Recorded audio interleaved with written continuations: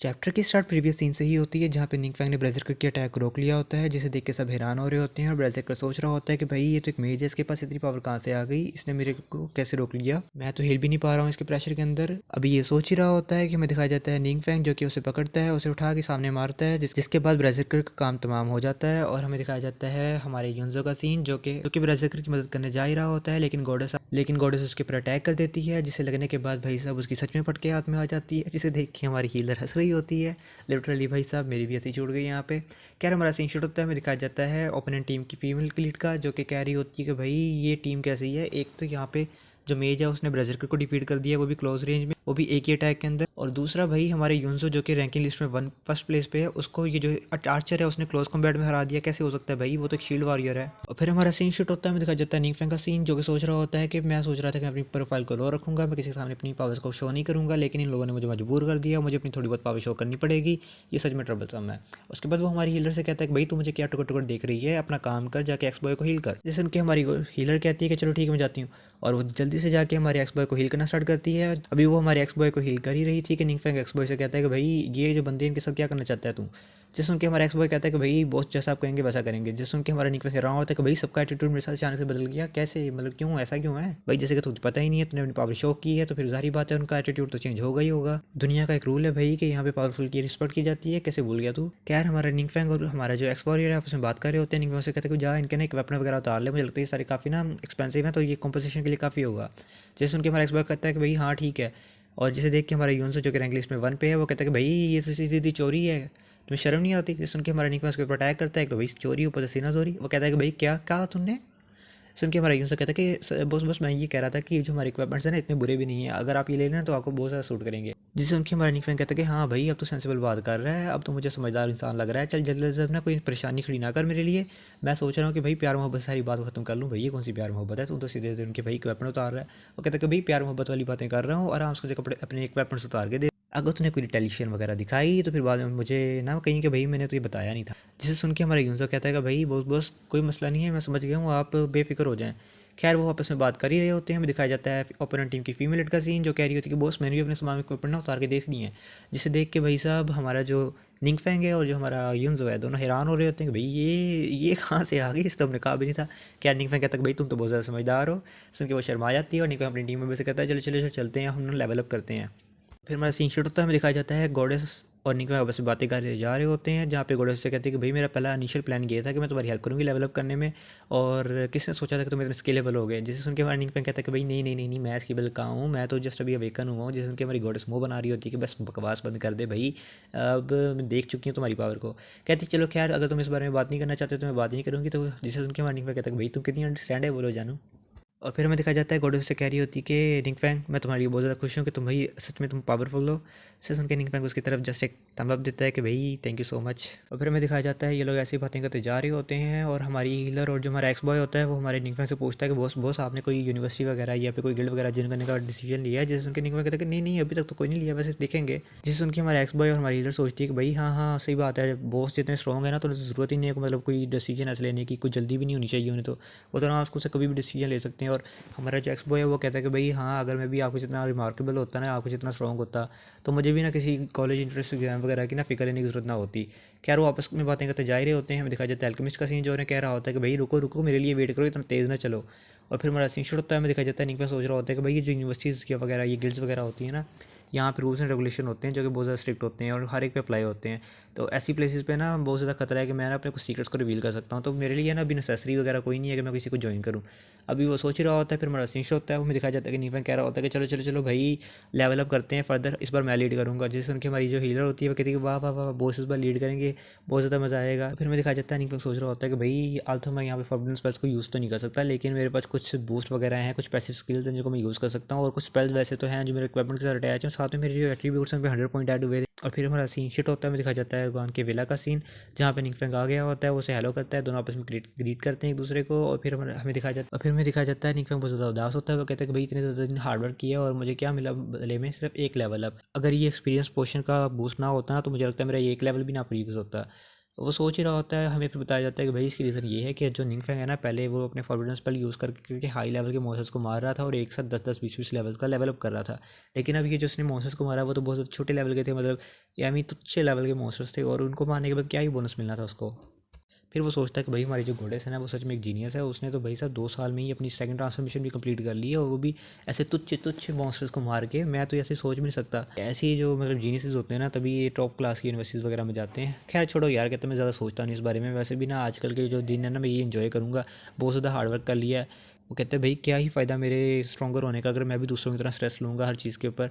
मैं तो भाई अपनी लाइफ एंजॉय करूँगा। फिर हमें दिखाया जाता है निंगफैंग कुछ दिन अपनी लाइफ एंजॉय करता है, वो गुआन के साथ गेमें खेलता है, कॉमिक्स पढ़ता है, सोता है और पिकनिक शिकनिक पे जाता है।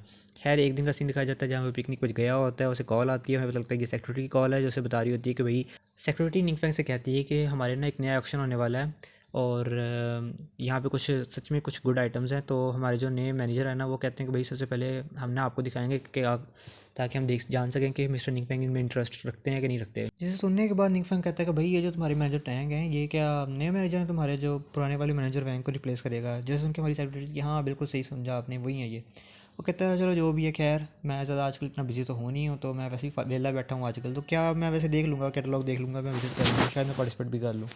तो सुन के कहती है चलो ठीक है, मैं और मैनेजर ना अभी आ रहे हैं, हम आपको कैटलॉग दिखाते हैं, अगर आपको इंटरेस्ट हुआ तो फिर हम आपसे कॉन्टैक्ट करेंगे फर्दर। उनके मॉर्निंग पे कहता है चलो ठीक है तुम लोग आ जाओ। और फिर वो सोचता है कि भाई ये जो नया मैनेजर है लगता है, मुझे लगता है इसको ना लोगों की पहचान करनी आती है, तो मुझे लगता है पहले वाले मैनेजर से तो बेहतर ही है। फिर हमें दिखाया जाता है मैनेजर सेक्रेटरी आ चुके होते हैं, जिन्हें निंग पे ग्रीट करता है, उन्हें वेलकम करता है, और जिसे सुन के जो हमारा मैनेजर होता है वो कहता है कि भाई मैं यहाँ पे नया हूँ, तो मुझे यकीन है कि आप ना मेरी मदद करेंगे इस पर यहाँ पे सेटल होने में। और उसके बाद फिर वो सोच रहा होता है कि भाई जब मैं यहाँ पे अराइव हुआ था ना, तो मेरे ने मुझे स्पेशल इंस्ट्रक्ट किया था कि भाई इस एक स्पेशल बंदे को ना स्पेशल किस्म की सर्विसेज देनी है। चाहे तो हमारा पूरा का पूरा ट्रेडिंग हॉल जो है ना वो इसी बंदे के इर्द गिर्द घूमता रहे, लेकिन इस बंदे को स्पेशल सर्विसेज देनी है, इसे नहीं नाराज़ करना। इसके बाद हमारा सीन शुरू होता है, हमें दिखाया जाता है मैनेजर जो हमारी सेक्रेटरी होती है उनसे कहते हैं कि भाई जो मिस्टर निंग फेंग है ना, उन्हें ना हमारा कैटलॉग दिखा दो ताकि वो रिव्यू दे सकें। और निंग फेंग उन वेपन्स वगैरह को, जो भी कैटलॉग में वेपन्स वगैरह या फिर स्पेल्स वगैरह होते हैं, उन्हें देख ही रहा होता है वो, और उनको स्क्रॉल कर रहा होता है। वो कहते हैं यहाँ पे बहुत ज़्यादा इक्विपमेंट और पोर्शंस हैं जो कि सूटेबल है मेजिस के लिए, लेकिन मेरे लिए तो बिल्कुल भी नहीं है। उन्हें स्किप करता जा रहा होता है, जैसे देख के मैनेजर भाई उसकी फट के हाथ में आती है। वो कहता है भाई साहब ये मिस्टर निंग फेंग तो जैसे स्किप करी जा रही है जैसे कोई आई कैचिंग आइटम उन्हें लग ही नहीं रही। मैंने सच में इनको अंडर एस्टिमेट कर दिया। मैंने सोचा था कि चलो मैं ना थोड़ा नंबर शंबर बनाऊंगा यहाँ पे ना, और इनकी नज़रों में आऊँगा, लेकिन मैं तो इनको बिल्कुल ही अंडर एस्टिमेट कर चुका हूँ, ये तो बिल्कुल ही ध्यान नहीं दे रहे। खैर और वो भी ये सोच ही रहा होता है, हमें दिखा जाता है निंग फेंग की एक आइटम में नज़र आती है, इसे देख के वो बहुत ज़्यादा हैरान होता है। और मैनेजर से बताते हैं कि भैया आपकी आंखें तो बहुत ज़्यादा तेज़ हैं, कि सच में एक ना बड़ी लेवल की आइटम है। और वो उसे फिर बताना स्टार्ट करता है कि भाई ये एक एक्सपीरियंस बूस्ट है जो कि ना 100% एक्सपी बूस्ट देता है आपको, और आपको लेवल अप करने में मज़ीद आसानी करता है। जिसे सुन के भाई साहब निंग फेंग सोच रहा होता है कि ये फार्मूला तो मैंने ना क्या नाम है जो हमारे एल्केमिस्ट उसे दिया था, तो क्या उसने ये लीक कर दिया है? अभी वो ये सोच ही रहा होता है, मैं दिखाया जाता है दुकान के तक बॉस बॉस ये तो आपका। अब ये कह ही रहा होता है, मैं जस्ट सुन के हैरान होता है क्या, लेकिन वो कुछ कह नहीं पाता। और हमारा निंग फेंग उससे कहता है कि ये तुमको कोई आइटम्स कहाँ से मिली हैं? जैसे उनके मैनेजर थोड़ा परेशान होते हुए कहता है कि सर ये जो आइटम्स है ना हमें अज्यूर गिल्ड से मिली हैं, उन्होंने हम पे ना भरोसा किया है कि ये लोग हम ना आइटम्स ऑक्शन में कर सकें। और वो पूछता है कि मिस्टर निंग क्या इसमें कोई मसला है? इसे सुन के निंग फैंग सोचता है कि भाई ये अज़ूर शार्प गिल्ड ये तो 7th गिल्ड है, जो टॉप 7th गिल्ड आती है उनमें से एक। और क्या इन्होंने हमारे अल्केमिस्ट के साथ कुछ किया, या अल्केमिस्ट ने इन्हें प्रिस्क्रिप्शन सीक्रेटली बेचती है? वो अभी ये सोच ही रहा होता है। उसके बाद मैनेजर को कहता है कि भाई ये आप लोगों को पोर्शन पता है उन्हें कहाँ से मिला? जिसे सुन के हमारा मैनेजर निंग फैंग से बताता है कि मैंने सुना है कि उन्होंने एक सीक्रेट इलम मिला है जो कि ना पावर ऑफ गॉड के नाम से जाना जाता है, जिसे उन्हें उनके एक बंदे ने एक्सप्लोर किया है। और जहाँ तक मुझे पता है सीक्रेट इलम के नाम फ्लोर्स को डिवाइड किया गया सब फ्लोर्स के अंदर, हर सब फ्लोर के ऊपर 10-10 फ्लोर हैं, और जैसे ही कोई बंदा उन 10 फ्लोर्स को क्लियर करता है तो फिर उसको एक रिवार्ड मिलता है। और जहाँ तक मुझे पता है ये प्रिस्क्रिप्शन भी ना उन रिवार्ड में से एक है, इसके अलावा और भी बहुत ज़्यादा रिवार्ड्स हैं जो उन्हें मिले हैं। जिस सुन के हमारा दुआन कहता है कि भाई टावर ऑफ गॉड्स, मैंने आज तक इसके बारे में नहीं सुना। और वो कहता है कि हाँ चलो अगर ऐसा कोई रिलम हुआ भी है ना तो फिर इसकी इन्फॉर्मेशन ना ऑफिशियल वेबसाइट पर ज़रूर होगी। कहता है मैं जाके चेक करता हूँ इस चीज़, एटलीस्ट हमारा जो अल्केमिस्ट है उसका इसमें कुछ लेन देन नहीं है। उसके बाद वो कहता है कि ट्रायल ऑफ गॉड, मुझे लगता है कि ये ना बड़ी काम की जगह लगती है। अभी वो सोच ही रहा होता है तभी हमें देखा जाता है डिंग डोंग, सिस्टम कहता है कि भाई तुम्हारे लिए एक मिशन है, ट्रायल ऑफ गॉड्स को पास करो, सीक्रेट इलम को पास करो और उसकी पावर को अपने लिए यूटिलाइज़ करो। इसकी टाइम लिमिट तुम्हारे लिए 60 डेज़ है, अगर तुम इसे नहीं करते हो तो फिर भाई तुम खत्म कर दिए जाओगे। वो ये उसको मिशन आता ही है तो फिर निंग फैंग भाई इवल हंसी देता है, वही कहता है कि भाई इवन के सिस्टम ने भी रिएक्ट किया है, पहली बार मुझे उसने खुद एक मिशन दिया है, मुझे लगता है ये टावर ऑफ गॉड ना सच में कोई चीज़ है, मुझे देखना ही पड़ेगा।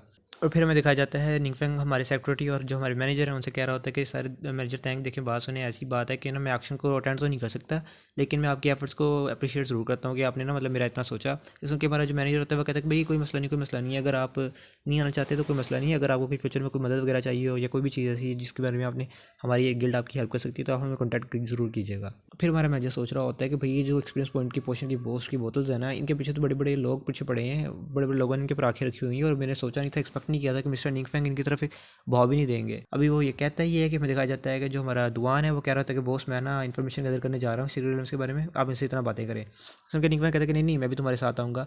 और फिर हमारा सीन होता है, हमें दिखाया जाता है दुकान लैपटॉप के ऊपर कुछ सर्च वगैरह कर रहा होता है, उसे एक वेबसाइट मिली होती है, इस पर वो कहता है कि भाई वेबसाइट तो मुझे मिल गई है लेकिन यहाँ पे ना कुछ परमिशन वगैरह चाहिए। वो कहते हैं हाँ मुझे याद है, मेरे ना मुझे कुछ अथॉरिटी वगैरह दी थी, आईडी पास वगैरह दिया था तो वो मैं यूज़ करता हूँ। और वो उसके ऊपर वो लगाता है और निकला कहता है कि भाई मुझे भी देखने दो। और जो दुकान होता है कहता है कि मिल गया। और फिर हमें पता लगता है कि भाई टावर ऑफ गॉड की पिक दिखाई जाती है जो कि एक टावर की तरह दिख रहा होता है। और फिर हमें बताया जाता है भाई इसके रजिस्ट्रेशन राइट्स जो है ना वो ज़ीरो गिल्ड के पास हैं और इनकी अथॉरिटी के बगैर या उनकी इजाज़त के बगैर कोई भी यहाँ पे इंटर नहीं हो सकता, और कोई इंटर करेगा तो भाई साहब उसके ऊपर एक्शन लिया जाएगा। जिसे सुन के हमारा निकमा सोचता है कि भाई अच्छा तो इसके जो राइट्स वगैरह हैं सीक्रेट इलम के वो ज़ीरो गिल्ड के पास हैं। खैर कहते हैं जो भी है, मुझे कोई ना कोई तरीका सोचना पड़ेगा, अगर मैं उनकी परमिशन के बगैर नहीं जा सकता तो फिर मैं दूसरे तरीके से जाऊँगा। और फिर मेरा सीन शूट होता है, हमें दिखाया जाता है ट्रायल सीक्रेट इलम का सीन, जहाँ मतलब टावर ऑफ गॉड्स का सीन, जहाँ पे हमारा निंग फेंग आ चुका होता है। वो कहता है कि भाई इतनी लेट नाइट तक भी अभी गार्ड यहाँ पे ड्यूटी दे रहे हैं।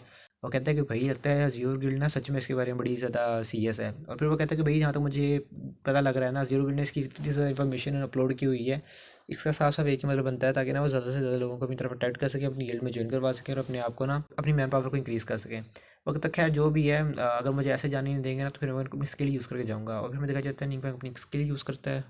और फिर हमें दिखाया जाता है निंग फेंग अपनी स्किल को यूज़ करता है और स्किल यूज़ करने के बाद भाई साहब वो गार्ड्स को चिढ़ा के जा रहा होता है, बड़ा क्यूट लग रहा होता है यहाँ पे। वो कहता है कि भाई खाड़ लो जो खाना है, और उसके बाद वो हमारी जो टावर ऑफ गॉड है उसके अंदर इंटर करना स्टार्ट करता है। वो भी इंटर करना स्टार्ट ही कर वो अभी इंटर कर ही रहा होता है कि टावर ऑफ गॉड की तरफ से अटैक आता है, जिसे देख कर निंग फेंग अपनी शील्ड एक्टिवेट करता है, लेकिन उसकी शील्ड भी उस अटैक के सामने टूट जाती है।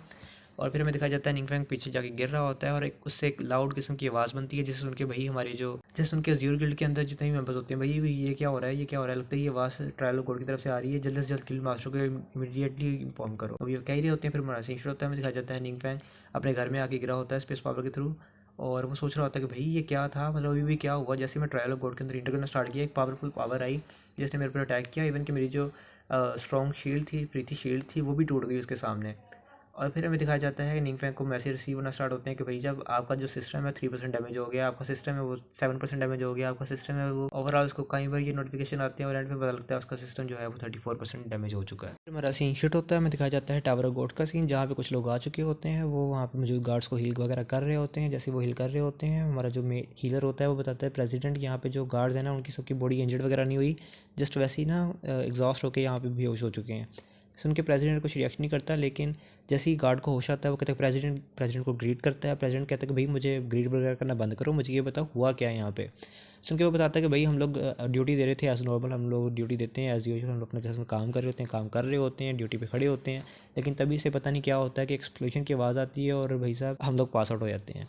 हमें खुद नहीं पता कि भाई क्या हुआ, कैसे हुआ, क्यों हुआ। जिसे सुन के भाई हमारा जो लीडर होता है, मतलब प्रेसिडेंट होता है, वो कहते हैं कि भाई क्या ऐसा कैसे हो सकता है, आज से पहले तो कभी कोई ऐसी सिचुएशन हमारे जो सीक्रेट रिलम के अंदर नहीं हुई, तो क्या ऐसा तो नहीं है कि सीक्रेट रिलम के अंदर कुछ अनएक्सपेक्टेड इवेंट वगैरह हो गए हैं जिसकी वजह से ऐसा हुआ है। सुन के जो हमारे पीछे इमेज होती है वो कहती है कि प्रेसिडेंट हम ना उस चीज़ को यूज़ करते हैं इन्वेस्टिगेट करने के लिए। सुन के प्रेसिडेंट कहता है हाँ कि चलो उस चीज़ को यूज़ करते हैं।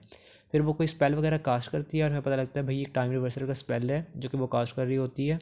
और फिर हमें पता लगता है कि और फिर हमें गिल्ड मास्टर दिखाया जाता है, प्रेसिडेंट दिखाया जाता है, जो कह रहा होता है कि भाई जो सीक्रेट रिलम है ना एक स्पेशल रे के साथ आता है, इसके ऊपर एक स्पेशल रे लगाई गई है जो कि ना इमेजेस वगैरह को रिकॉर्ड करती है, ना सिर्फ इमेजेस वगैरह को रिकॉर्ड करती है बल्कि ये टाइम रिवर्सल भी कर सकती है ताकि जो इवेंट्स इसके अंदर हुए थे उनको ना रिव्यू किया जा सके।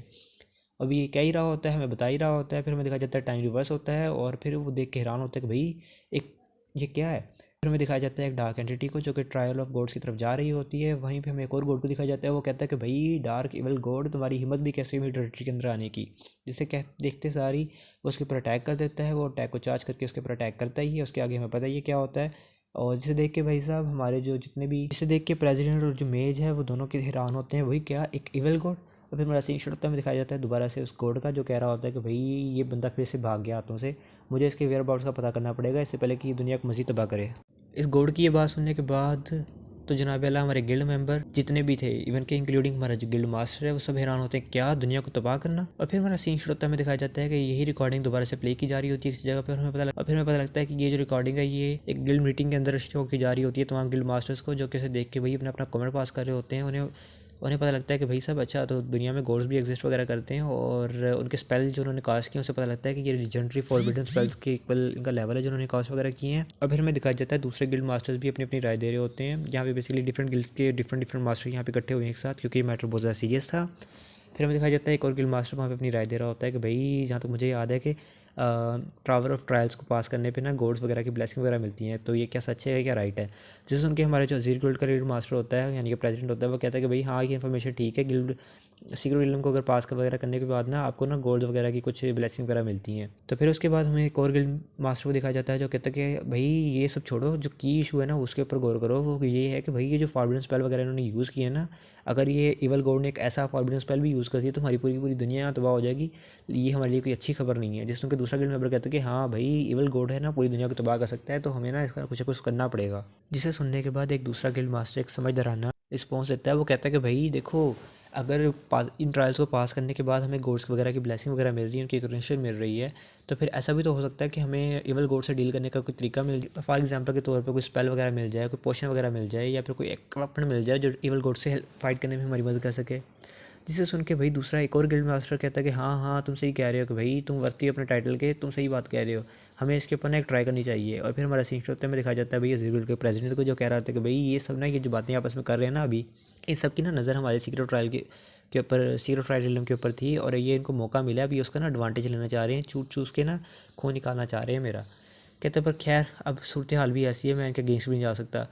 वो कहते हैं कि भाई मैं किसी के अगेंस्ट नहीं हूँ कि वो इसमें पार्टिसिपेट करें या ना करें, लेकिन जो बात सीधी सी है ना वो ये है कि जो मोसिस ट्रायल के अंदर है ना वो बहुत ज़्यादा स्ट्रॉन्ग है। तो फिर भाई अगर किसी ने इंटर करना है तो उसके पास अच्छी खासी स्ट्रेंथ होनी चाहिए, फिर बाद में ना कहना बताया नहीं। और फिर वो आपस में सारे मिलके एक ही बात कहते हैं कि भाई ये जो ब्लेसिंग्स और रिकॉग्निशन वगैरह है ना गॉड की, मुझे लगता है कि है ना हम लोग भी वैसे इसके क्वालिफाई नहीं है कि हम लोग इसे ऑब्टेन कर सकें, लेकिन ट्राई करने में क्या हर्ज है। और फिर वहाँ पे जो हमारा एक मेन का हेड वगैरह होता है वो दूसरे हेड से पूछता है कि भाई लोफेंग तुम्हारा क्या ख्याल है। जी सुन के वो लोफेंग भाई गुस्से में कहता है कि भाई देखो तुम लोग इतने कैपेबल वगैरह हो, तुम ने मुझसे तो पहले पूछा नहीं है, अब पूछने का क्या फ़ायदा है। दरहकीकतन ये ना एक म्यूटेंट है, हमें जो पीछे हमारी कमांडर दिखाई थी ना वो इसकी स्टूडेंट है। पिछली बार इन्होंने सर्वर ने मिलकर कमांडर की कुत्तों वाली की थी, जिसकी वजह से ये जो बंदा है ना फुल गुस्से में है, और वो इसे कहता है कि भाई मुझसे पूछने का क्या फ़ायदा, तुम लोग तो अच्छे खासे कैपेबल थे, अब करो ना इसका। और इसके अलावा मेरे पास आप लोगों के लिए दो गुड न्यूज़ भी हैं। मैं दो न्यू सीरीज़ को भी साथ में कंटिन्यू करने जा रहा हूँ। एक सीरीज़ का तो मुझे एक बंदे ने ऑलरेडी कमेंट में करके कह रखा है, तो उसको तो मैं नज़रअंदाज़ नहीं कर सकता कि भाई उसने स्पेशल रिक्वेस्ट की थी, वो मेरा पहला कमेंट था, तो उसे नज़रअंदाज़ नहीं किया जा सकता। उस सीरीज़ का लिंक जो है ना वो आपको डिस्क्रिप्शन में मिल जाएगा, या फिर मैं कुछ देर बाद इसके फ़ौरन बाद अपलोड कर दूँगा, दोनों साथ ही सीरीज़ अपलोड करूँगा। और सेकंड जो सीरीज़ में स्टार्ट करने जा रहा हूँ वो मैं आप लोगों पे छोड़ता हूँ, आप लोग कमेंट करके मुझे नेम बताएं, जिस भी सीरीज़ के ऊपर ज़्यादा कमेंट होंगे हम उससे स्टार्ट करेंगे।